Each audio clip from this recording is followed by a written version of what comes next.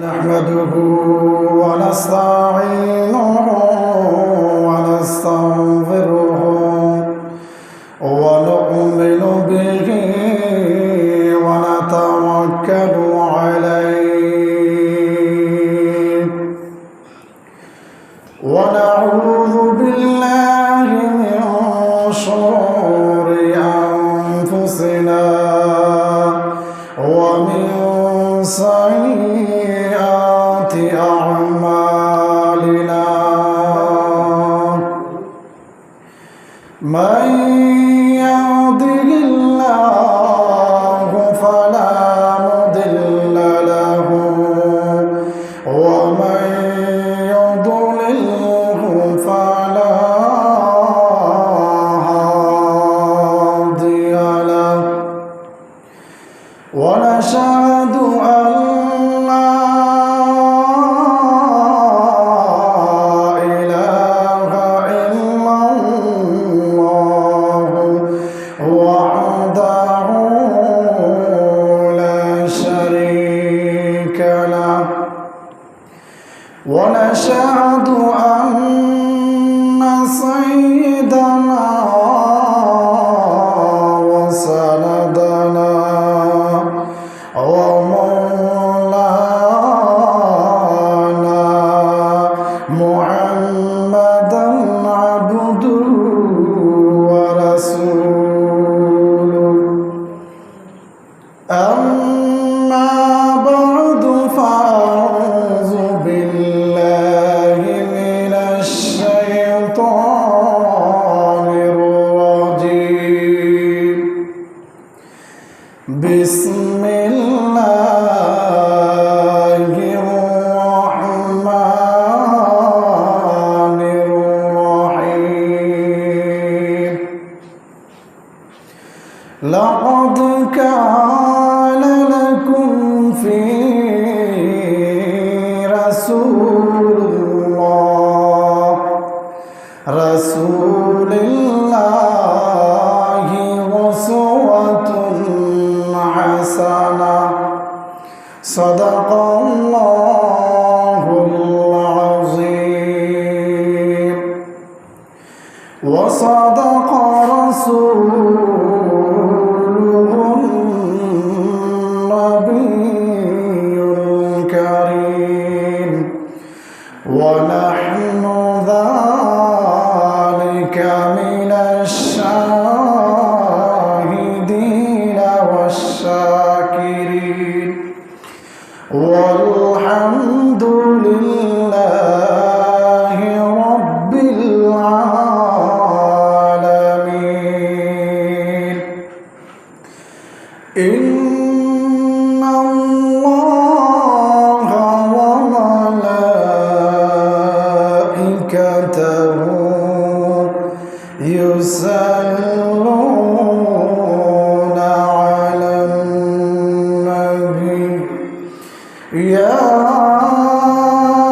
أيها الذين آمنوا صلوا عليه وسلموا تسليما اللهم صل على سيدنا مولانا محمد وعلى آل سيدنا مولانا محمد اللهم سيدنا مولانا محمد وعلى آل سيدنا مولانا محمد से प्यार मुस्तफा मोहम्मद से मदीना حكيم وراء اللهم صل على سيدنا مولانا محمد وعلى آل سيدنا مولانا محمد لا إله إلا الله لا إله إلا الله لا إله إلا الله لا إله إلا الله سبحان الله والحمد لله لا إله إلا الله سبحان الله والحمد لله لا إله إلا الله তুমি জীবন তুমি মরণ তুমি জীবন তুমি মরণ আধার গড়ে তুমি আপন তুমি জীবন তুমি মরণ আধার গড়ে তুমি আপন তুমি মোদের তোরের পারে তুমি মোদের তোরের পারে তুমি দিদানি তোরা নেওয়ালা ইয়া রাসূলুল্লাহ يا حبيب الله يا رسول الله يا حبيب الله يا رسول الله يا رسول الله তুমি মোদের আশার আলো তাই তো তোমায় বাসি ভালো তুমি মোদের আশার আলো তাই তো তোমায় বাসি ভালো হৃদয় নামের ফুলদানিতে হৃদয় নামের ফুলদানিতে গেতে রেখেছি প্রেমের মালা ইয়া রাসূলুল্লাহ يا حبيب الله يا رسول الله يا حبيب الله يا رسول الله يا حبيب الله يا رسول الله يا رسول الله फारूक तेरा नाम से इस्लाम रहेगा फारूक तेरा नाम से इस्लाम रहेगा दुनिया की शजात में तेरा नाम रहेगा दुनिया की शजात में तेरा नाम रहेगा सिद्दीक तेरा नाम से इस्लाम रहेगा सिद्दीक तेरा नाम से इस्लाम रहेगा दुनिया की अलामत की तेरा नाम रहेगा दुनिया की अलामत की तेरा नाम रहेगा মহান রব্বুল আলামিনের কাছে অসংখ্য অগণিত শুকর আদায় করি যে মহান রব্বুল আলামিন অত্যন্ত দয়া এবং মেহেরবানি করে আজকে পবিত্র মিলাদুন নবীর উপলক্ষে এশার নামাজের পরপরই আল্লাহ রাব্বুল আলামিন আমাদেরকে বসার মসজিদে আসা কিছু আলোচনা শোনার জন্য কবুল করেছেন তৌফিক দান করেছেন সেই কারণে মহান রাব্বুল আলামিনের কাছে আমরা শুকর আদায় করি সবাই বলি আলহামদুলিল্লাহ আমাদের নবী রহমাতুল লিল আলামিন পৃথিবীতে আগমন করবেন সমস্ত নবীও বলে আমাদের নবী আগমন করবেন হিসাবে মেসেজ দিয়েছেন ঘোষণা দিয়েছেন আদম আলাইহিস সালাম থেকে নূহ আলাইহিস সালাম ঘোষণা দিয়েছেন এমন একজন নবী আসবেন তিনি আখিরুন নবী সাইয়্যিদুল মুরসালিন খাতামুন নবীয়্যিন নূহ আলাইহিস সালাম ঘোষণা দেওয়ার পরে হযরত শীশ আলাইহিস সালাম ঘোষণা দিয়েছেন এমন একজন নবী আসবেন যিনি সাইয়্যিদুল মুরসালিন খাতামুন নবীয়্যিন শীষ আলাইসাল্লাম ঘোষণা দেওয়ার পরে ইদ্রিস আলাইসাল্লাম ঘোষণা দিয়েছেন এমন একজন নবী আসবেন যিনি সাইয়্যিদুল মুরসালিন খাতামুন নবীন, শেষ নবী, যিনি জোনাকে সৃষ্টি না করলে পৃথিবী সৃষ্টি করা হইতো না, যিনিকে সৃষ্টি না করলে আসমান জমিন অর্থাৎ কাউকে সৃষ্টি করা হইতো না। ইদ্রিস আলাইসাল্লাম সেটাও ঘোষণা দিয়েছেন। এরপরে ইব্রাহিম আলাইসাল্লাম ঘোষণা দিয়েছেন এমন একজন নবী আসবে আমার বংশে, যিনি কিতাবের দ্বারাতে মানুষকে তেলাওয়াত করে শোনাইবে, যিনি ওয়াজের মাধ্যমে মানুষকে ওয়াজ শোনায়া জাহান্নাম থেকে জান্নাতের পথ দেখাইবে, জাহান্নাম থেকে বাঁচার জন্য ওয়াজ করবে। ইসমাঈল আলাইহিস সালাম উনিও আমাদের নবীর সম্বন্ধে আলোচনা করছেন, ঘোষণা দিয়েছেন। এইভাবে ধারাবাহিকতাভাবে ঘোষণা দিতে দিতে দিতে নবী ঈসা আলাইহিস সালাম পর্যন্ত আসছে।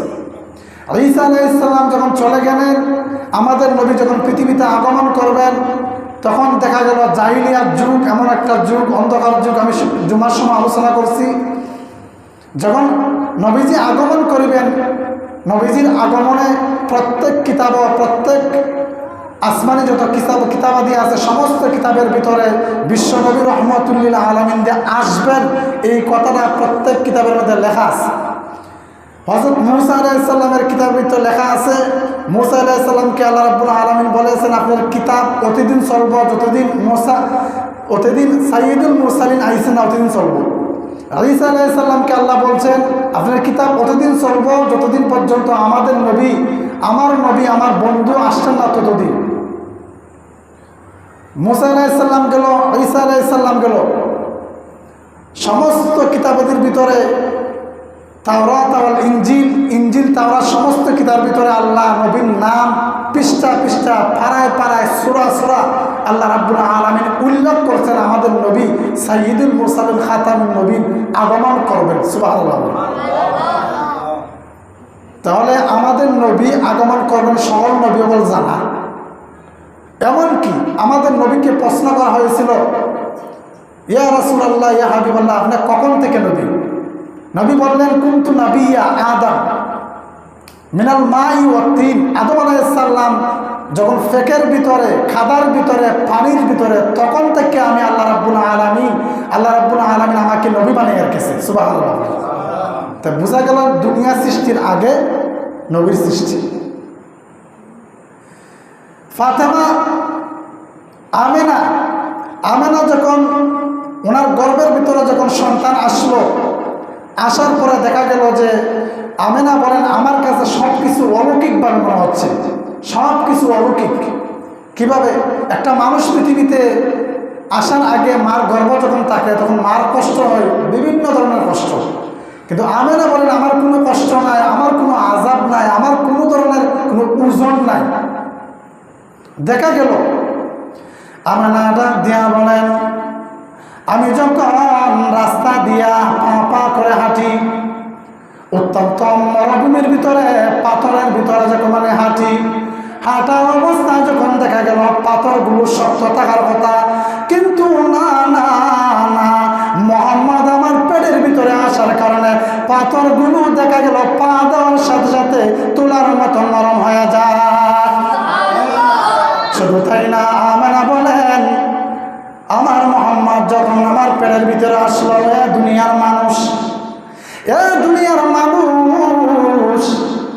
আমার সন্তান যখন আমার পেটের ভিতরে আসলো, আমি রাস্তা দিয়ে হাঁটলে গাছে আমার সালাম দেয়, আমি রাস্তা দিয়ে হাঁটলে মাছে আমার সালাম দেয়, আমি রাস্তা দিয়ে হাঁটলে উড়ন্ত পাখি যখন উড়তে থাকে আমি আমানাকে দেখার সাথে পাখিগুলো জমিনের মধ্যে থামিয়া আমি আমানাকে সালাম দেয়, রাখলাম সাহলাম করে। শুধু তাই না, আমেনা বলেন আমি যখন বের হইয়া গেলাম রাস্তা দিয়া মরুভূমিতে বের হইয়া গেলাম পানি আনার জন্য, পানি আনতে গিয়া দেখি মরুভূমি অত গরম আর গরম, উত্তপ্ত গরম, রোদ আর রোদ। আরবের ভিতরে গরম আছে, প্রচন্ড গরম, প্রচন্ড রোদ, উত্তপ্ত রোদ। এই রোদের ভিতরে মরুভূমির ভিতরে আমি যখন বের হই পানি আনার জন্য, এ দুনিয়ার মানুষ, আমি যখন বের হইলাম, বের হওয়ার পরে আমি লক্ষ্য করে দেখি আমার মোহাম্মদ যখন আমার পেটের ভিতরে আসলো, আসার পরে হাঁটি, হাঁটার পরে আকাশের মেঘমালা আমাকে ছায়া দিতে দিতে কুয়ার পাড়ে নিয়ে যায়। কুয়ার পাড়ে যখন আমি চলে গেলাম, আমি কুয়ার পাড়ে যাওয়ার পরে দেখা গেল কুয়ার ভিতরে পানি থাকে নিচে। পানি নিচে থাকার কারণে রশি দিয়া পানি তুলতে হয়, কিন্তু না না না, এ দুনিয়ার মানুষেরা, আমি আমেনা যখন কুয়ার পাশে গিয়া হাজির হইলাম, হাজির হওয়ার পরে আমার রশির প্রয়োজন নাই, আমার কোনো বালতির প্রয়োজন হয় না। আমি আমেনা যখন হাজির হয়ে যায় কুয়ার পাশে, হাজির হওয়ার সাথে সাথে পানি অটোমেটিক আমার হাতের পাশে চলে আসে, চলে আসে, তাই না? পানির কাছ থেকে আওয়াজ আসতেছে, পানির ভিতর থেকে আওয়াজ আসে, পানি আমাকে বলে আহলান সাহলান মারহাবা, আহলান সাহলান মারহাবা। কি যেন আশ্চর্য! আমার সাথে যারা মহিলাগণ আসছিল পানি নেওয়ার জন্য, তারা বলে, এ আমেনা, যাই না রে আমেনা, তুমি আমাদের পাশে থাকো। বলে খেয়ে বলে, তুমি যদি আমার পাশে থাকো, আমাদের পাশে থাকো, পাশে থাকলে আমাদের পানি নিতে সুবিধা হয়, না হয় তুমি চলে গেলে পানি নিচে চলে যায়। আমেনা শুধু তাই না, আরো বড় বড় অলৌকিক ঘটনা আমাদের নবী জন্মের আগে ঘটে গেল। এটা কোনো সাধারণ ঘটনা না, নবীর ক্ষেত্রে একমাত্র ঘটনা ঘটতে পারে। দুনিয়ার কোনো মানুষ সৃষ্টি হওয়ার আগে, অথবা দুনিয়ার কোনো মানুষ, কোনো মা গর্ভধারণে থাকা অবস্থা বলতে পারবে না এরকম ঘটনা ঘটেছে। কিন্তু আমেনা বলে, ও দুনিয়ার মানুষ, আমি যেদিকে তাকাই সেদিকে রহমত আর রহমত, আমি যেদিকে তাকাই এদিকে বরকত আর বরকত। আমি যখন গোসলে চলে যাই, গোসলে যাওয়ার পরে আমার শাশুড়ি মা বলে, ও আমেনা, তুমি সুগন্ধি আতর ব্যবহার করিও না। আব্দুল মুত্তালিব বলে, আমি হইলাম খানা খাবার মতুল্লি, আমি সফর করি, আমি ইরাকে যাই, ইরানে যাই, সিরিয়া যাই, লেবানন যাই ব্যবসার জন্য, কিন্তু এই রকম আতর জীবন কোনোদিন দেখি নাই যে আতরটা আমার বৌমা ব্যবহার করে। আব্দুল মুত্তালিব বলেন, ও আমার বিবি, তোমার বৌমারে তুমি নিষেধ করিয়ে দিও, উনি বিধবা, বিধবা হওয়ার কারণে আতর যেন না আমাকে মিশকে আম্বরের গ্রান করে, কেন এমন আতর যাতে না আমাকে। আব্দুল মুত্তালিবের স্ত্রী বলে, ও বৌমা, তুমি এমন আতর ব্যবহার করবা না, গোসলের ভিতরে গেলে দেখা যায় খালি মিশকে আম্বরের গ্রান। কি যেন আতর ব্যবহার করে, কি এমন আতর যে আতর মক্কা, মদিনা, সিরিয়া, লেবাননের সাথে কোনো মিল নাই। সুবহানাল্লাহ। ডাক দিয়া বলেন, বৌমা, তুমি কিরে মা, কি আতর ব্যবহার করো যে আতরে বাথরুমে গেল আতর গ্রান করে, বাথরুমের কোনো কাঁচরা গ্রান করে না, দুর্গন্ধ করে না, গোসলও গেল গ্রান করে, বাথরুমও গেল গ্রান করে, তুতু ফারাইলেও গ্রান করে। ও মা, তুমি কি আতর ব্যবহার করো, আমাদের একটু বলো রে মা, মানুষ সমাজের মুখে আমরা মুখ দেখাইতে পারতাছি না। ও মা, তুমি কি আতর ব্যবহার করো, এই সমাজে আমরা মুখ দেখাইতে পারি না। মানুষ সেখানে বলে বিধবা বউ হইয়া, বিধবা স্ত্রী হইয়া কিভাবে আতরগুলো ব্যবহার করে।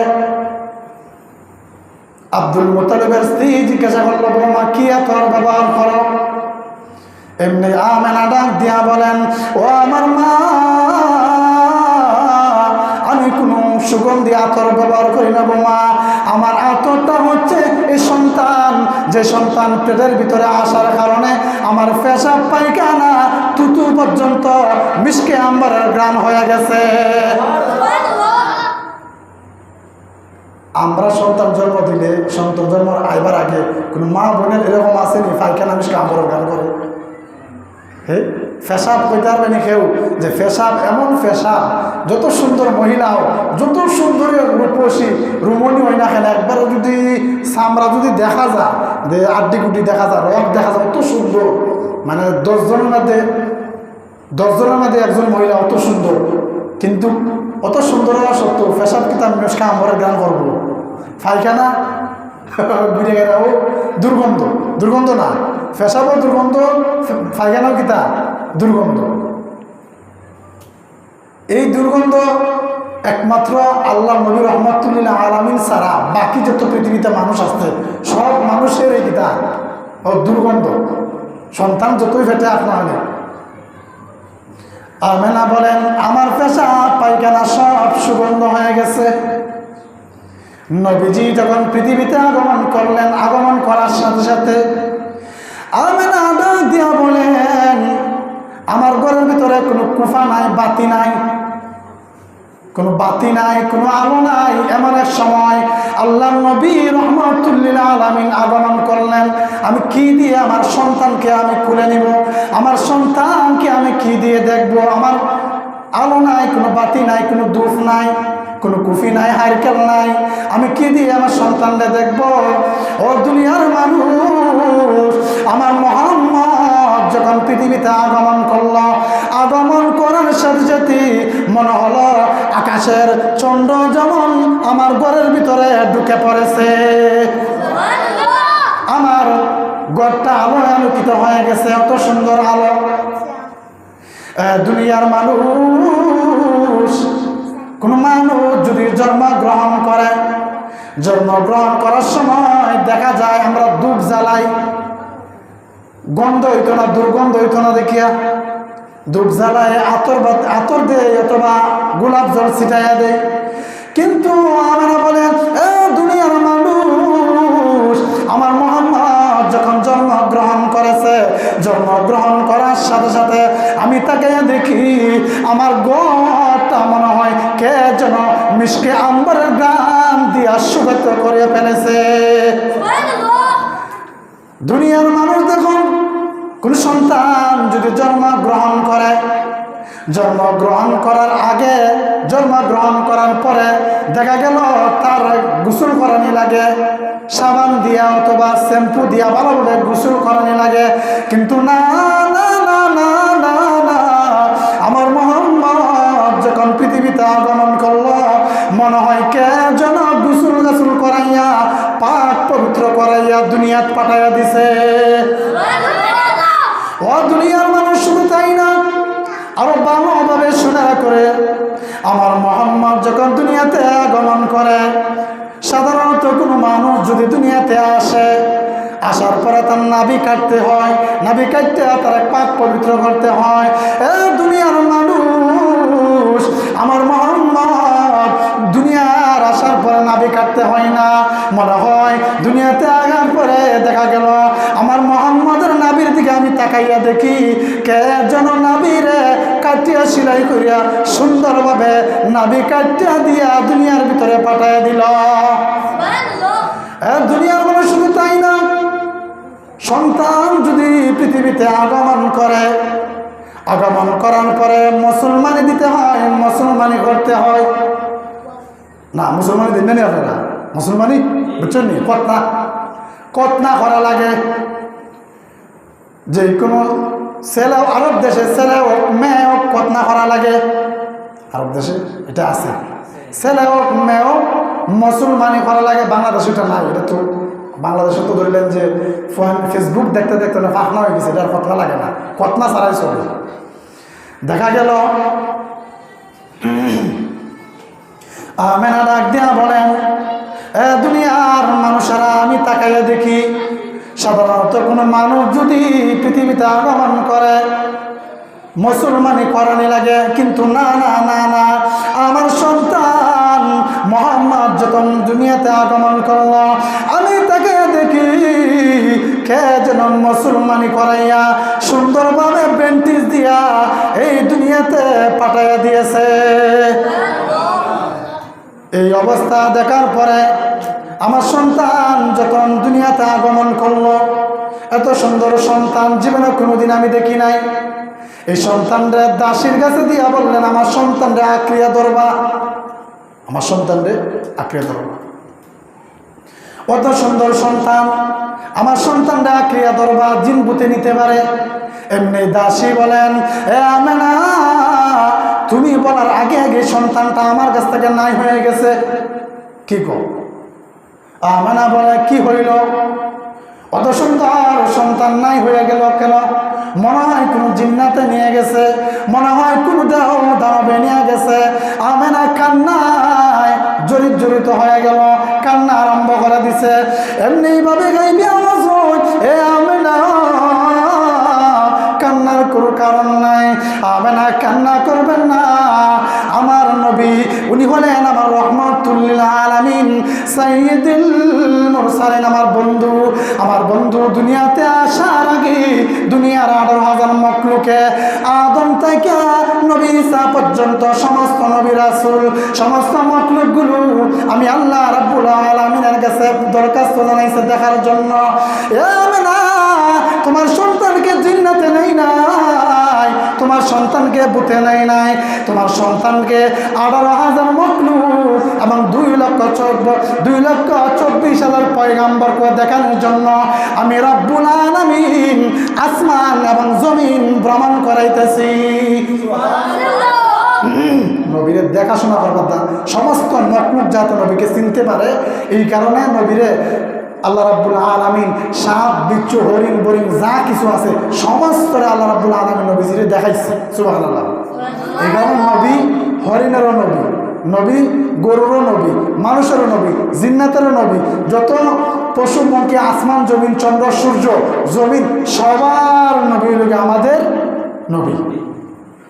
মুসা আলাইহিসসালাম, ঈসা আলাইহিসসালাম, হারুন আলাইহিসসালাম, দাউদ আলাইহিসসালাম এরা শুধু যার গোত্র নবী, এরা আমরা নবী নি, এরা আমরা নবী নি, এরা আমরা নবী না, এরা সাফের নবী না, এরা মাছের নবী না, এরা গাছের নবী না, এরা আসমানের নবী না, এরা চন্দ্রের নবী না, সূর্যের নবী না, জমিনের নবী না। আমাদের নবীদের 2,24,000 পয়গম্বরের নবী আসমান জমিন চন্দ্র সূর্য লৌহ কলম আরশ কুরসি সমস্ত মখলুকের নবী। সুবহানাল্লাহ। এই যে মানুষ বেশি থাকলে জঙ্গল না মজা লাগলো, কিন্তু মানুষ না থাকার কারণে আমি যদি চিল্লা না হলে শেষ পর্যন্ত আস্তে আস্তে ব্যাটারি ফিউজ হয়ে যাই। আমরাও বেশি সময় দরকার নাই, আমরা কত সময় ফুরিয়া মিলাশিলাত ফিরিলাম। মানুষ না থাকলে ওয়াশ টোয়াশ করতে মজা লাগে না, ঠিক আছে না?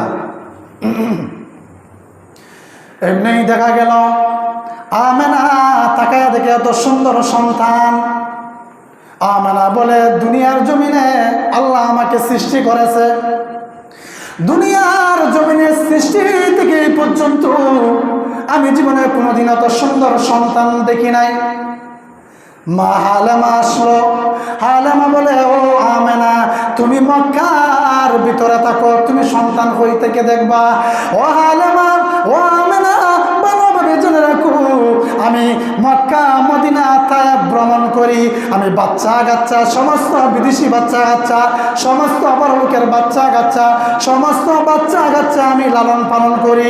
ও আমেনা গো তুমি কি জানো নি আমার এই পর্যন্ত যত সন্তান লালন পালন করেছি মুহাম্মাদের চাইতে সুন্দর আর আমি কোনো বাচ্চা দেখি নাই। আমেনা বলে আমি দেখি নাই।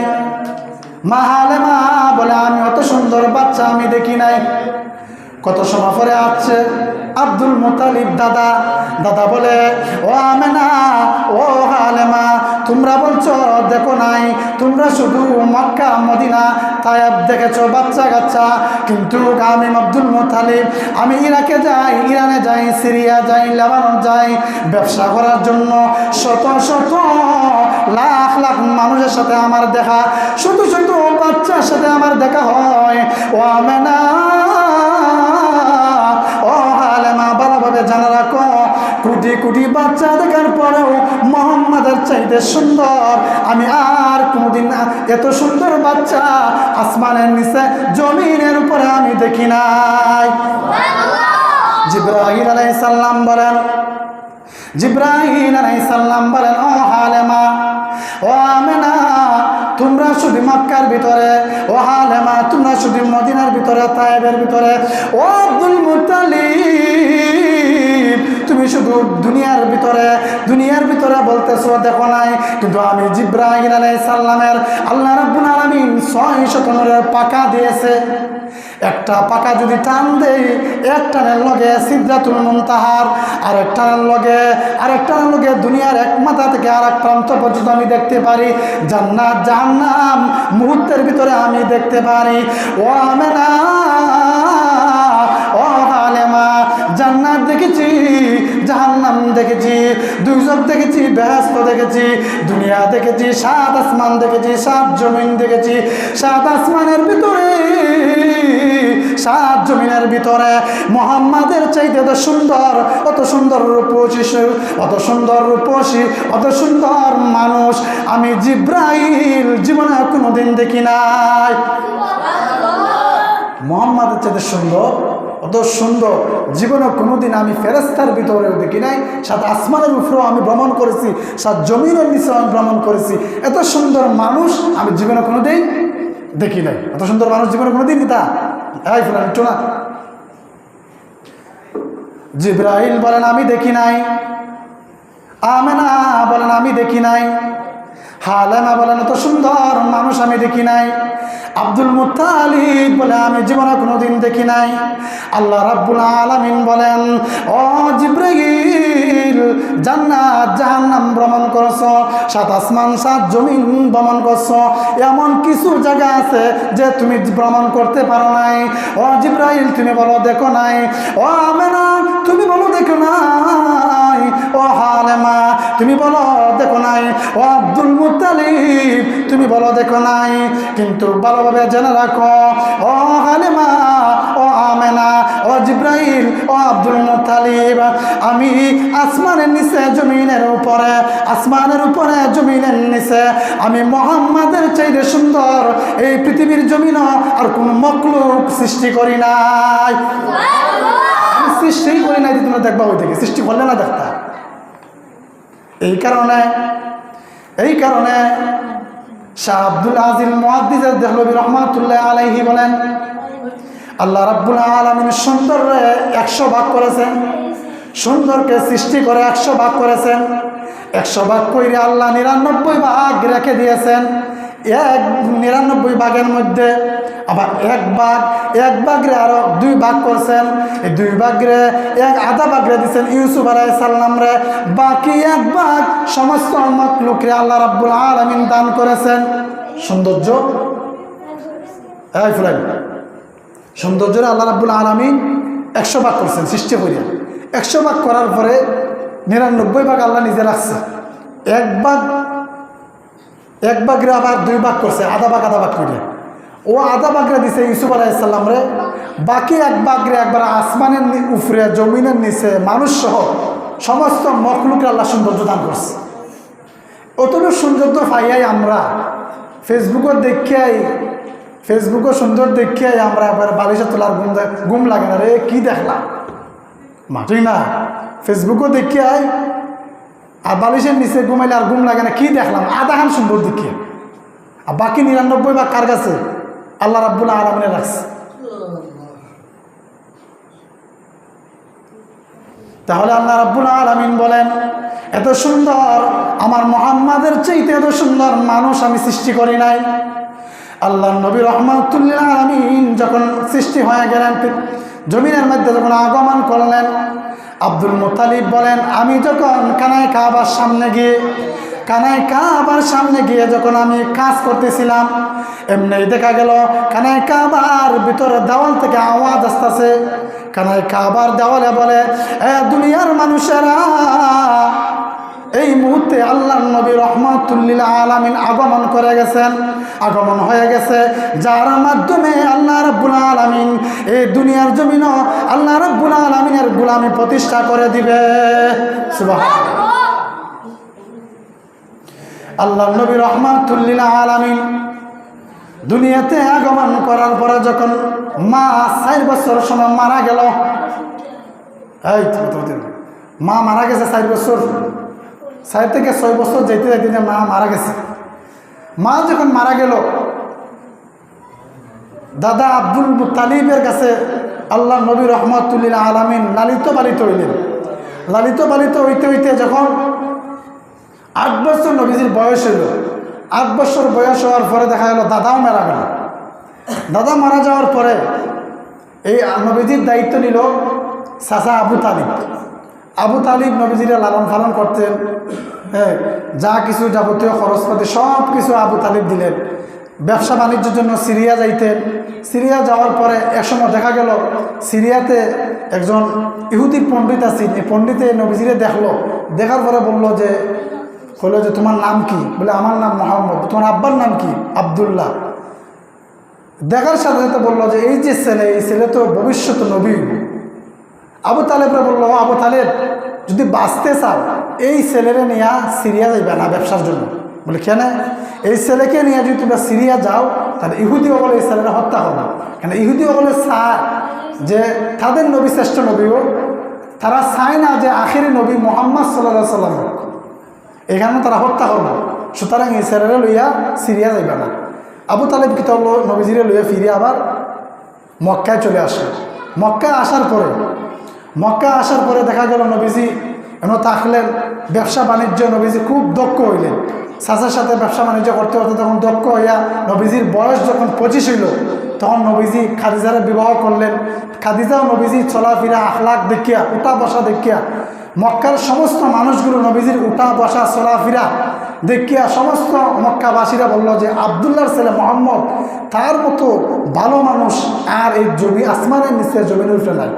সুবহানাল্লাহ। নবীজির আখলাক দেখিয়া, নবীজির চলাফেরা দেখিয়া তারা সবাই সন্তুষ্ট। বলে আব্দুল্লাহর ছেলে মোহাম্মদের মতো ভালো মানুষ, অত আমানতদার, অত সত্যবাদী, তার মতো এই ভালো মানুষ এই মক্কার ভিতরে আর কেউ নাই। সবাই নবীজিরে বিশ্বাস করে, সবাই নবীজিরে কিতা করে? বিশ্বাস করে। সবাই মিল্লা হইল দে আব্দুল্লাহ ছেলে মোহাম্মদ ভালো মানুষ, আমরা নেতা খেতা যারা আছি আমাদের মক্কার সবার পক্ষ থেকে নবীজির দিল আল আমিন। নবীজির উপাধি কিতা দিল?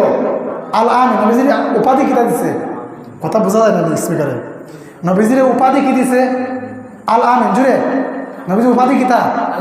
নবীজির উপাধি অনৈক্য। প্রশ্ন আইতে পারে পরীক্ষা, আমাদের নবীজির উপাধি কি ছিল? তখন কিতা হইব? আল আমিন। নবীজির উপাধি কিতা? আবার জুড়ে নবীজির উপাধি কিতা? আল আমিন। সবে মিললে নবীজির উপাধি দিছে কিতা? আল আমিন। তো এইভাবে আল আমিন যখন উপাধি পাইছে, নবীজির বয়স 25 থেকে 40 হয়ে গেছে।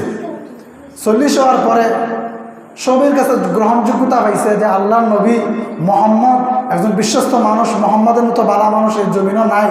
খুব ভালো মানুষ আব্দুল্লাহ ছেলে মোহাম্মদ, 10 জনের মধ্যে একজন, খুব বিশ্বস্ত। তার কাছে সোনা গয়না টাকা পয়সা, বউরা বিশ্বাস করে না কিন্তু নবীজিরে বিশ্বাস করে, সন্তানরা বিশ্বাস করে না কিন্তু নবীজিরে বিশ্বাস করে। বিশ্বাস করে কিতা করে? তারা টাকা পয়সা সোনা গয়না যা কিছু আছে সব কিছু নবীজির কাছে তারা আমানত রাখে। সব কিছু নবীজির কাছে কিতা রাখে? আমানত রাখে। যখন আমানত রাখলো, রাখার পরে এমন পর্যায়ে যখন গেল যে এমন বিশ্বাস তারা রয়েছে, বউ বাচ্চারা বিশ্বাস করে না কিন্তু নবীজিরে বিশ্বাস করে, তখন আল্লাহ রাব্বুল আলামিন নবীজিকে জানাই দিলেন, নবীজি, এখন আপনি মানুষের সামনে তুলে ধরুন লা ইলাহা ইল্লাল্লাহু মুহাম্মাদুর রাসূলুল্লাহ। সবাই তো আপনারা বিশ্বাস করছে আপনি আমানতদার, আপনি সত্যবাদী, আপনি আমানতদার, আপনি সত্যবাদী, আপনার মতো ভালো মানুষ এই মক্কার জমিন আর কেউ নাই। সুতরাং আপনি এখন মানুষের সামনে আপনাদের নবী এসে তুলে ধরুন। আল্লাহর নবী রাহমাতুল লিল আলামিন সাফা এবং মারওয়া পাহাড়ের মধ্যে গিয়ে উঠলেন। সাফা পাহাড়ের মধ্যে গিয়ে উঠলেন, উঠার পরে এমনি ডেকে ডেকে বলেন, এ সাফার মানুষেরা, আল্লাহর নবী ডাকে বলেন, সাফার মানুষেরা, আমি তোমাদের সামনে কিছু আলোচনা করতে চাই। আল্লাহর নবী বলেন, এ সাফার মানুষেরা, এ আমার গোষ্ঠীর লোকেরা, তোমাদের সামনে আমি কিছু আলোচনা করতে চাই। নবীজি সাফা মারওয়া পাহাড়ের উপরে গিয়ে উঠিয়া সমস্ত মানুষগুলোকে সম্বোধন করে বলেন, এ মক্কার লোকেরা, আমি মুহাম্মদ তোমাদের সামনে কিছু আলোচনা করতে চাই, কিছু কথা বলতে চাই, তোমরা কি আমার কথাগুলো বিশ্বাস করবা? মক্কার সমস্ত মানুষগুলো নবীজির কথা শোনার জন্য, আল্লাহ নবী রাহমাতুল লিল আলামিনের কথা শোনার জন্য সবাই জমায়েত হয়ে বসছে। যেভাবে আপনারা বসছেন, সবাই আসছে, মুহাম্মদ কি বলে আমরা গিয়া শুনি। নবীজি বিশ্বাস হওয়ার জন্য এমনি ডাক দেয়া বলেন, এ মক্কার লোকেরা, আমি যদি তোমাদেরকে বলি মক্কার এই পাহাড়ের পিছন থেকে একদল হামলাকারী, একদল সন্ত্রাস তোমাদেরকে হামলা করার জন্য আসতেছে, তোমরা কি আমার এই কথাগুলো বিশ্বাস করবা? উঠাউটি যদি আপনারা করুন বিরক্ত লাগে, ওয়াজের দুন যাই, ঠিক আছে না? উঠাউটি করো যদি আলাদা গফ করো যদি তো সমস্যাও, ঠিক আছে না? যারা এনে বয়রা হইতে পারে সমস্যা দেও।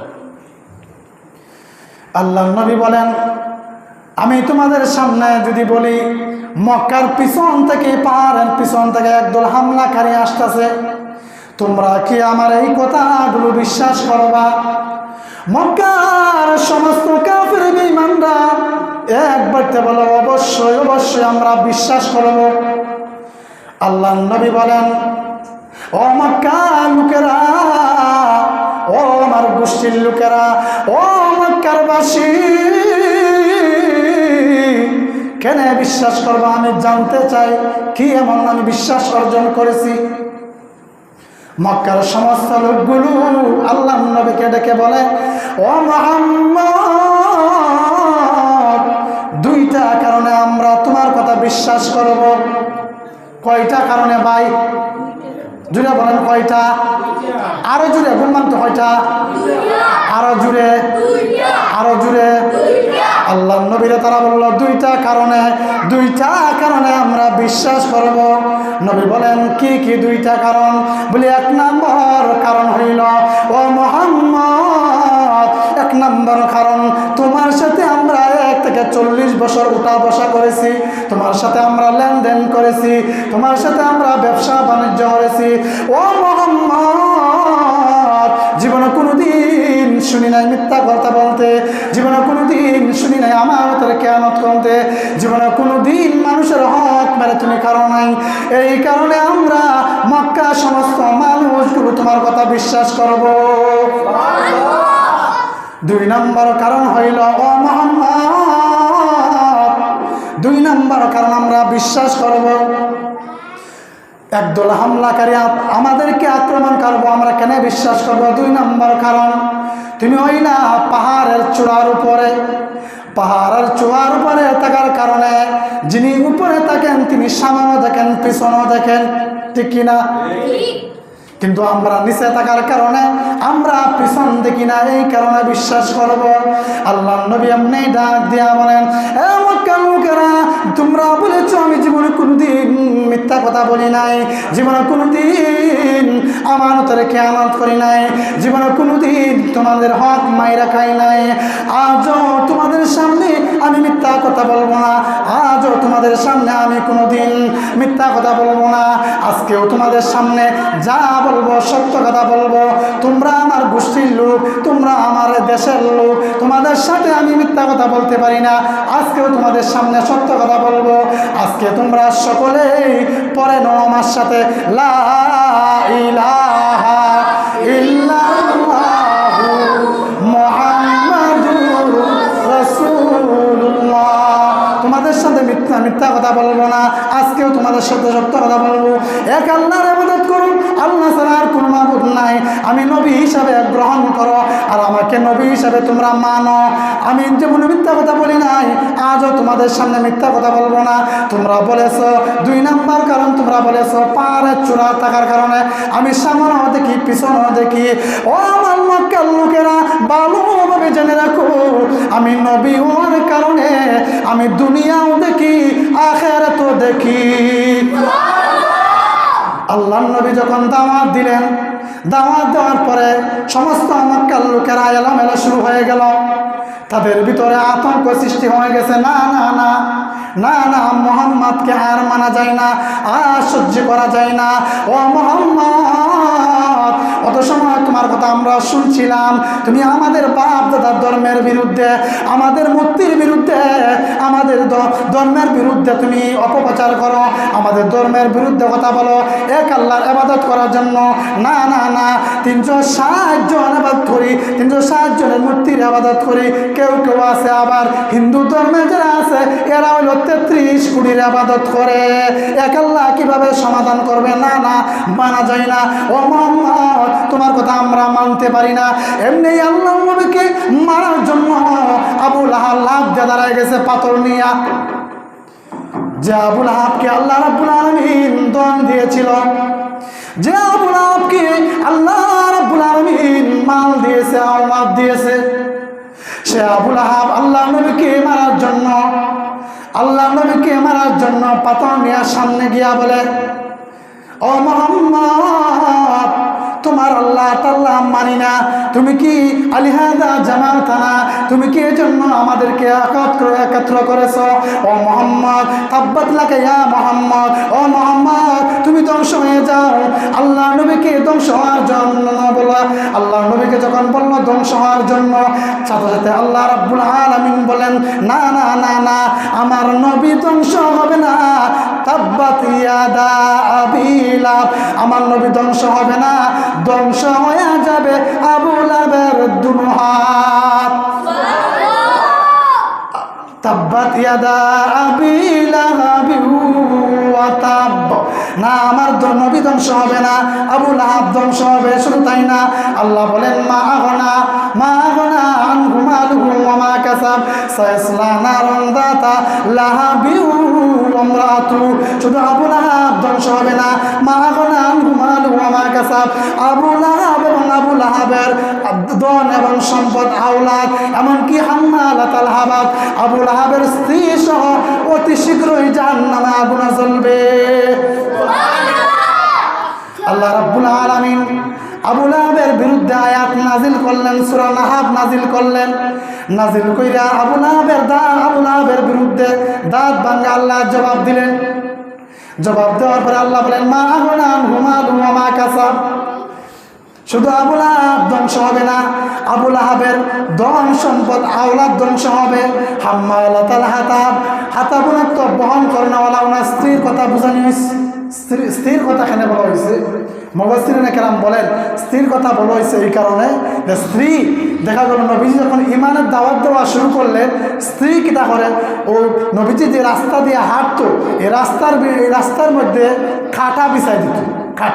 খাটা বিছিয়ে দেওয়ার কারণে নবীজি খুব কষ্ট পাইতো, চিল্লান দিত, ও মাই গো, ও বাবা করে চিৎকার দিত যে আল্লাহ আজকে আমার মা নাই, আল্লাহ আজকে আমার বাবা নাই, বাবা মা না থাকার কারণে আজকে আমার শাশি পর্যন্ত আমার বিরুদ্ধে অপপ্রচার করে, আমার বিরুদ্ধে ষড়যন্ত্র করে। এমনকি আবু লাহাবের স্ত্রী মানুষের পাশে গিয়া, মানুষের দ্বারে গিয়া বলে, তোমরা কেউ মুহাম্মাদের কাছে যাইবা না, তোমরা কেউ মুহাম্মাদের কথা শুনবা না। বলি কেন? বলে মুহাম্মদ পাগল, মুহাম্মদ ছাগল হয়ে গেছে, মুহাম্মদ পাগল হয়ে গেছে, মুহাম্মাদের কথা কেউ তোমরা শুনবা না। ও দেখলেও মা মুহাম্মদ পাগল হয়ে গেছে। আল্লাহ নবী কোরআন তেলাওয়াত করেন খানায় কাবার সামনে, ওয়াদুহা ওয়াল-লাইলি ইযা সাজা মা ওয়াদ্দাআকা রাব্বুকা ওয়া মা ক্বালা।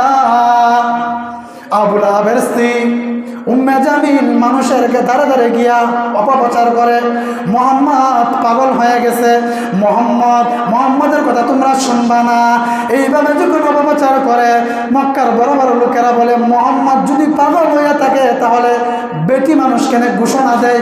নিশ্চয়ই সাধারণ পাগল না, পাগল দেখতে আইছে সবাই মিল্লা, পাগল দেখতে হয়েছে সবাই মিল্লা, পাগল দেখতে আইছে খানা খাবার। সকলে যখন খানায় কাবার সামনে আয়া দেখে পাগল, এমনি তাকে দেখি আল্লাহ নবীর চেহারা অত সুন্দর ছিল। পাগল দেখতে আসিয়া দেখে এত সুন্দর আল্লাহ নবীর চেহারা আলোকিত, কানায় কাবা পর্যন্ত আলোকিত হয়ে গেছে। যারা পাগল দেখতে আসছে তারা বলে, না না না, অত সুন্দর দেহের অধিকারী, এত সুন্দর মানুষ কোনদিন পাগল হইতে পারে না। আবার কি যেন তেলাওয়াত করে, নবীজি তেলাওয়াত করে, ওয়াশ-শামসি ওয়া-দুহাহা ওয়াল-কমারি ইযা তালাহা। অত সুন্দর তেলাওয়াত। আল্লাহ নবী তেলাওয়াত শোনার পরে যারা পাগল দেখতে আসিল তারা দলে দলে সকলে কালিমা পড়ে মুসলমান হয়ে গেল। 40 হয়ে গেছে, সামনাই আর ঘরবার নাবাদ জিগির আছে হইলে তেলাওয়াত হইলে না সামনাই লম্বা সময় করছি তো, প্রায় লম্বা সময়।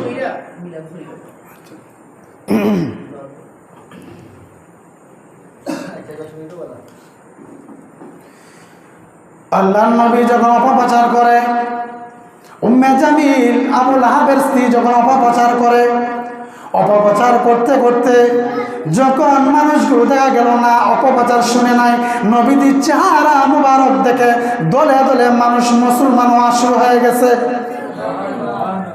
এমনি দেখা গেল আল্লাহ নবীর মনের ভিতরে দুঃখ, আল্লাহ আমার মা নাই, আমার বাবা নাই, বাবা আমার দুনিয়াতে আসার আগে পৃথিবী থেকে চলে গেল, মা আমার দুনিয়াতে আসার পরে চলে গেল, আমার চাচা আমার বিরুদ্ধে, আমার চাচি আমার বিরুদ্ধে অপপ্রচার করে, মানুষের কাছে দাঁড়া দাঁড়ে গিয়া বলে নাকি আমি পাগল।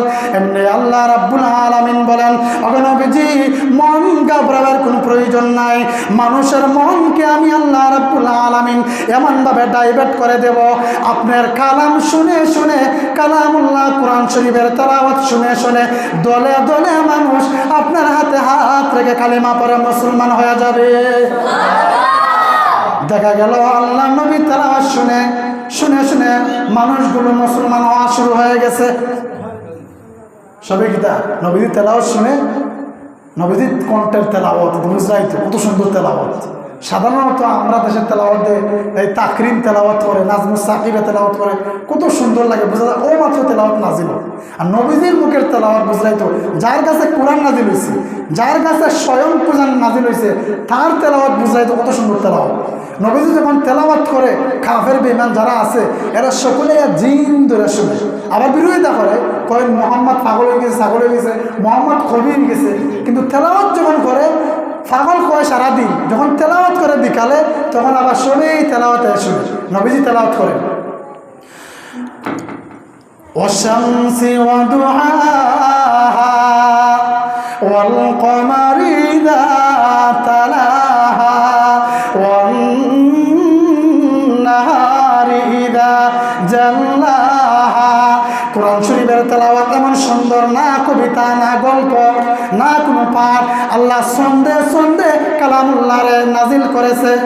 কাফের বেঈমানরা যখন তেলাওয়াত শুনে মনে হয় না, মনে হয় কবিতা, কিন্তু যখন তেলাওয়াত আরো শুনে এটা তো কবিতা না, কবিতা তো এরকম হওয়ার কথা না, মনে হয় গল্প, না গল্প না।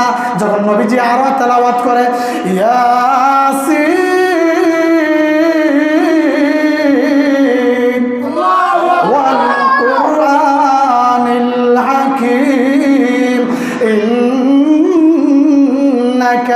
লামিনাল মুরসালিন আলা সিরাতিম মুস্তাকিম। নবীজি তেলাওয়াত শোনার পরে তারা বলে না না, মনে হয় গণক হইবে, কিন্তু গণকের তেলাওয়াত তো এরকম না, মনে হয় কবি হবে, মনে হয় কবি হবে, কিন্তু কবি তো এরকম হওয়ার কথা না। তারা মনে বলে বলে এইরকম তো হওয়ার কথা না, কিন্তু মোহাম্মদ তো জীবনে কোনোদিন স্কুলে যায় নাই, মোহাম্মদ জীবনে কোনোদিন মাদ্রাসা যায় নাই, মোহাম্মদ কোনোদিন স্কুল কলেজে যায় নাই, কিন্তু অত সুন্দর তেলাওয়াত কিভাবে শিখলো? তারা মনে মনে হয় তার নিজে নিজেই তা নিজে নিজে হলে তো মানছে একবার দুইবার একটা কবিতা দুইটা কবিতা হলে তো পরেরটা মিলাইতে পারতো না, দুটো তো ধারাবাহিকভাবে মিলাই মিলাই যায়। এটা কোনটাতে মনে হয় তার নিজে নিজেই তা। যখন নিজে নিজে হয় তখন আবার আল্লাহ আরেক আয়াত নাযিল করে। আল্লাহ বলে ওয়ান-নাজমি ইযা হাওয়া মা দাল্লা সাহিবুকুম ওয়া মা গাওয়া ওয়া মা ইয়ানতিকু আনিল হাওয়া ইন হুয়া ইল্লা ওয়াহয়ুন ইউহা। আল্লাহ বলেন ওয়ান-নাজমি ইযা হাওয়া, আমি আল্লাহ নজমের কসম করে বললাম, আমি আল্লাহ নজমের কসম করে বললাম, ওয়ান-নাজমি ইযা হাওয়া মা দাল্লা সাহিবুকুম ওয়া মা গাওয়া ওয়া মা ইয়ানতিকু আনিল হাওয়া ইন হুয়া ইল্লা ওয়াহয়ুন ইউহা।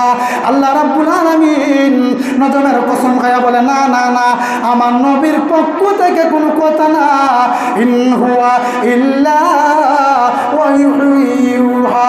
আমি আল্লাহ রাব্বুল আলামিন যা নাযিল করি তাই আমার নবী তেলাওয়াত করে। যারা ফেসবুকে টাচ মোবাইল আছে দেখুন সূরা নজমের ভিতরে আল্লাহ উল্লেখ করছে ইন হুয়া ইল্লা ওয়াহয়ুন ইউহা। যত সময় পর্যন্ত আমি আল্লাহ রাব্বুল আলামিন আমার নবীকে ইশারা না করি তত সময় পর্যন্ত নিজের পকেট থেকে কোনো কথা বলেন না। যারা যারা যারা দেখবেন ইসলামী তন্ত্র যারা ইসলাম প্রতিষ্ঠা করতে চায়, যারা আল্লাহর কোরআন প্রতিষ্ঠা করতে চায়, যারা নবীর আদর্শকে বাস্তবায়ন করতে চায়, তারাও তাদের নিজের পকেট থেকে কোনো কথা বলে না।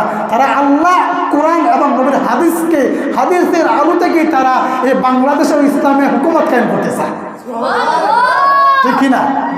এখন যদি আপনি বলেন না আমি কায়েম করতে দেব না, মুসলমান হয়ে যদি আপনি বলেন না কায়েম করতে দেব না, কোনো মানুষ যদি কায়েম করতে দেব না একটা জিনিস আর বলে যদি না আমি এটা বিশ্বাসই করি না, আবার মুসলমান দাবি করে, তাহলে ইসলামের শরীয়তের লোকে তাকে হত্যা করা, তাকে কিতা করা, ফতোয়া স্বামীতে আসছে তাকে কিতা করা। এই দেশের জনগণের, এই দেশের মুসলমানের উপরে ফরজ তাকে হত্যা করা, তাই কি করা, হত্যা করা। ফাঁকরটু কইলাম, আমি রাজনীতি চিন্তা করি না, আমার কইলে না যেন রাজনীতি করা, আমি ওই দিকে যাইতেছি না, গেলে আমার আপনারা রাজনীতি করি লাগিয়ে দেবো আর ফেস, ঠিক আছে না? 10 মিনিট হয়ে গেছে না?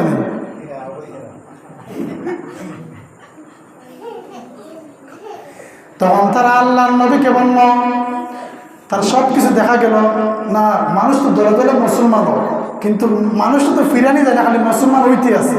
তখন নবীজির একটা অফার দিল। কিতা অফার? এমনি মক্কার বড় বড় লিডার যারা আছে সবাই একত্রিত হইয়া পরামর্শ কইরা, আবু জাহেল, উতবা, সাইবা, উতাইবা সবাই মিললে পরামর্শ করে বলে এক কাম করি, আমরা সবাই মিললে একটা অফার দিই। বলে কিতা অফার? বলে মোহাম্মদের কাছে গিয়া তোমরা সবার পক্ষ থেকে, মক্কার বড় বড় লিডার, বড় বড় মন্ত্রী, এমপি, হ্যাঁ, তাদের পক্ষ থেকে একটা অফার দেওয়া হয়েছিল নবীজিকে। কি অফারটা? নবীজিকে গিয়া বলল, ও মোহাম্মদ, তোমাকে আমরা অফার দিতে চাই। অফার? বলে কি অফার? ও মুহাম্মদ, তুমি যদি ইমানের দাওয়াত বন্ধ করে দাও, আল্লাহর কোরআনের দাওয়াত যদি বন্ধ করে দাও, ও মুহাম্মদ, তোমাকে আমরা 3টা অফার দিতে চাই। বলে কি অফার? ও মুহাম্মদ, তুমি যদি ইমানের দাওয়াত বন্ধ করো, তুমি যদি নবী হয়েছে দাবি যদি বন্ধ করো, তুমি যদি ইসলামের দাওয়াত বন্ধ করে দাও, তোমার জন্য স্পেশাল ভাবে 3টা অফার আছে। অফার আছে 3টা। দেখুন যেন এই অফারগুলো আমাদের চাহিদা আছে কিনা।